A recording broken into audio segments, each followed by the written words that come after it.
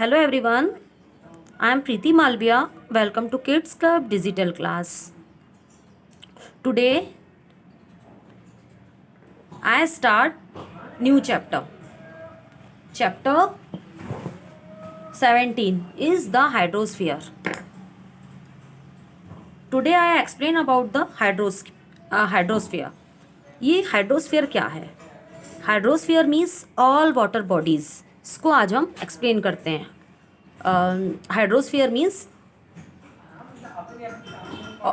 Means all water bodies. Means water मतलब hydro होता है. हाइड्रो मीन्स वाटर होता है. तो हम आज हाइड्रोस्फीयर के बारे में जानेंगे. ओके, तो let's we study we read introduction.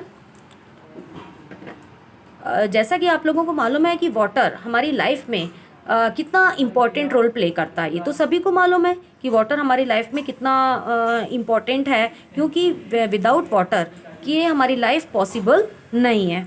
और हमारी अर्थ पर भी पानी जो है, वाटर है, वो एक लार्ज क्वांटिटी में है, अबाउट 71%. सेम एज जैसे हमारे जो बॉडी है उसमें 71% पार्ट जो है हमारा वो वाटर है. तो सेम एज जो हमारा अर्थ है उसमें भी 78% जो हमारा अर्थ है वो covered with water. The water mass which cover the greater part of the surface of the earth is called hydrosphere. अब जो ग्रेटर पार्ट है, मतलब हमारे अर्थ का जो greater part is covered by water, means 71% of water, that is called hydrosphere. तो इसी को हाइड्रोस्फीयर कहा गया है. It include water bodies like ocean, seas, lake, rivers, ice caps and underground water. तो इसमें आपको ओशियंस भी हैं, सी भी हैं, लेक्स हैं, रिवर हैं, आइस कैप्स हैं और अंडरग्राउंड वाटर हैं. ये सभी हमको वहाँ पर देखने के लिए मिलते हैं. वाटर बॉडी में, हाइड्रोस्फीयर में all water bodies include like the ocean, seas, lakes, river, ice caps and underground water. Let's we go ahead. Fresh and saline water. अब आपको मालूम है कि फ्रेश और सलाइन वाटर क्या है. ये दोनों चीज़ बिल्कुल डिफरेंट है. Fresh water and saline water. Fresh water is potable water, means fresh water का जो परसेंटेज है वो बहुत ही कम है. और जो सलाइन वाटर है, saline water we get in ocean और सीज. सलाइन वाटर को हम ओशियंस और सी में हमको मिलता है. तो इसका जो परसेंटेज है वो 97% है. मीन्स 97% वाटर जो है वो हमारा ओशियन और सी में है, उसी को हम सलाइन वाटर कहते हैं. और जो फ्रेश वाटर जो हमको मिलता है वो रिवर्स में है, लेक में है, ग्राउंड वाटर है, एटमॉस्फेयर है, तो वो 3% है. Understood? Let's we study. You may say that we have so much of water on the earth, then why talk of conserving it all the time? मतलब जो इतना सारा जो वाटर है वो हमारी अर्थ पर है, उसके बाद भी हम उसके कंसर्व की बात करते हैं. क्यों करते हैं? आपको मालूम है कि हम इतना परसेंटेज वाटर का 97% वाटर जो है वो अर्थ से कवर्ड है, उसके बाद भी हम उसके कंसर्व की बात क्यों करते हैं कि भाई हमें वाटर कंसर्व करना चाहिए, सेव करके रखना चाहिए. तो ये इसीलिए रखना चाहिए क्योंकि जो ओशियन और सीज में जो वाटर है वो सलाइन वाटर है, मीन्स नमकीन खारे पानी है, और वो पानी हम पी नहीं सकते हैं. ठीक है ना? तो इसीलिए, और जो फ्रेश वाटर के जो सोर्स हैं वो ओनली 3% हैं. इसीलिए हमको उस वाटर को सेव करके रखना है ना. फ्यूचर जनरेशन्स के लिए भी हमको सेव करके रखना है. Yet the amount of water we can use only a little. जिस वाटर को हम यूज़ करते हैं वह बहुत ही थोड़ा है. Let us see the distribution of water on the earth in order to derive this point home. देखिए यहाँ पर आप लोगों को यहाँ दिख रहा है ओशियन एंड सीज. ओशियन और सी में जो वाटर है वो 97% है. Okay. Ice caps 2%, ground water 0.66%, reverse lake 0.2% और एटमॉस्फेयर 0.02%. तो यहाँ पर जो हमारा वाटर का जो डिस्ट्रीब्यूशन है वो ओशियन और सी में सबसे ज़्यादा है. आइस कैप्स हैं, ग्राउंड वाटर, रिवर्स और एटमॉस्फेयर में ये बहुत ही कम है. अब यहाँ आगे देखते हैं. The water in the oceans and seas is saline. यहाँ पर देखिए वही बात आ गई. The water in the oceans and sea, ocean और सी में जो वाटर है वो सलाइन है, so we can not use it, इसीलिए हम उनको यूज़ नहीं कर सकते. Another 2% is in the form of ice cap. और जो इसका दूसरा जो फॉर्म में जो है, मतलब वाटर जो अदर फॉर्म में है वो आइस कैप में है. दैट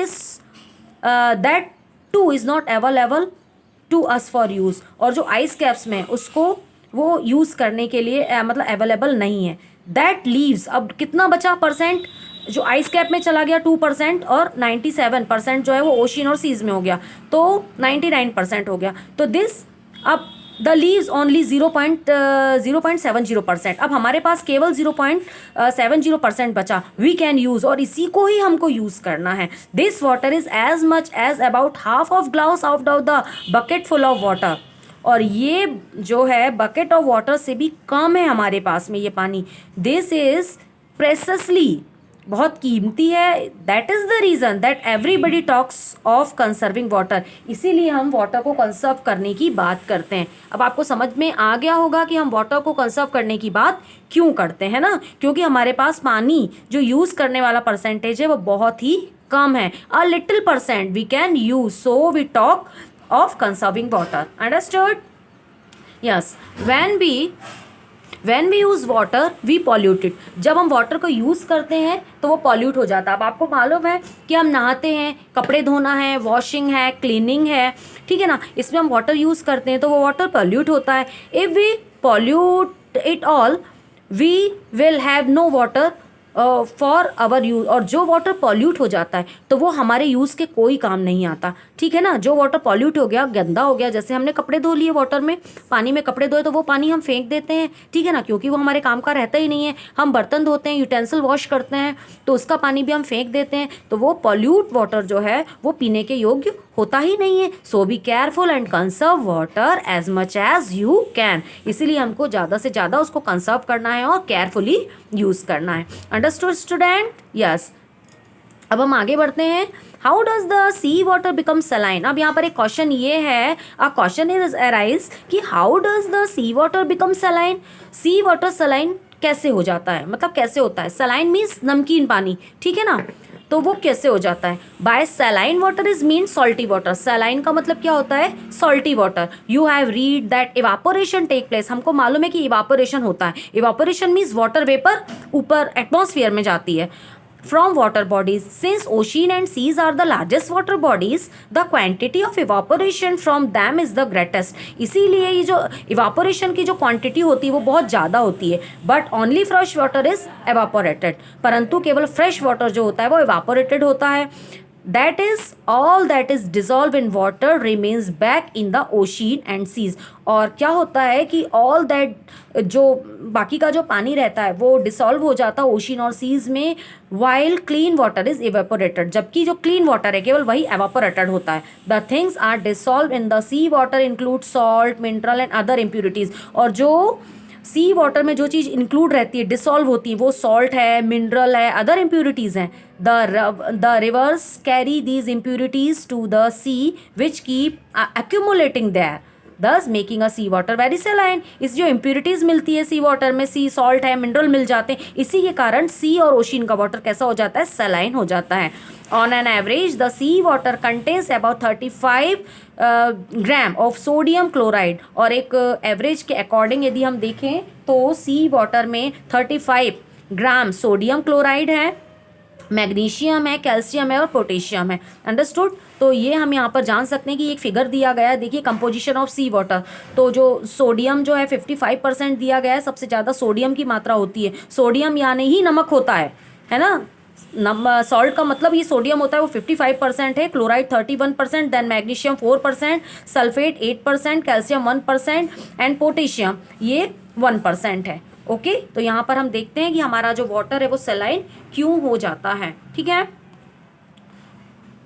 अब हम यहाँ से थोड़ा आगे बढ़ते हैं, हम ये देखते हैं कि the amount of salinity varies from place to place, मतलब जो ओशियन और सी में जो सैलिनिटी अमाउंट, जो सैलिनिटी हो जो होती है, मतलब जो खारे पानी का जो अमाउंट होता है वो टेक टू प्लेस बहुत वारी होता है, डिफरेंट होता है। It is higher in the water bodies where evaporation is greater, ये वहाँ पर ज़्यादा होता है जहाँ इवेपोरेशन ज़्यादा होता है, such as the Dead Sea where it is as much as 250 gram per litre, मतलब यहाँ 250 ग्राम पर लीटर में मतलब जो है वो सैलिनिटी होती है। Salinity is lower in the water bodies where evaporation is lower, जहाँ इवेपोरेशन कम होता है वहाँ सैलिनिटी भी लो होती है, such as Baltic sea where salinity is only about 4 gram per litre, जहाँ 4 ग्राम में आपको मतलब पर लीटर में हमको केवल 4 ग्राम ही सॉल्ट मिलता है, ठीक है। और यहाँ हमको क्या होता है, पर लीटर में हमको 250 ग्राम सॉल्ट मिलता है डेड सी में,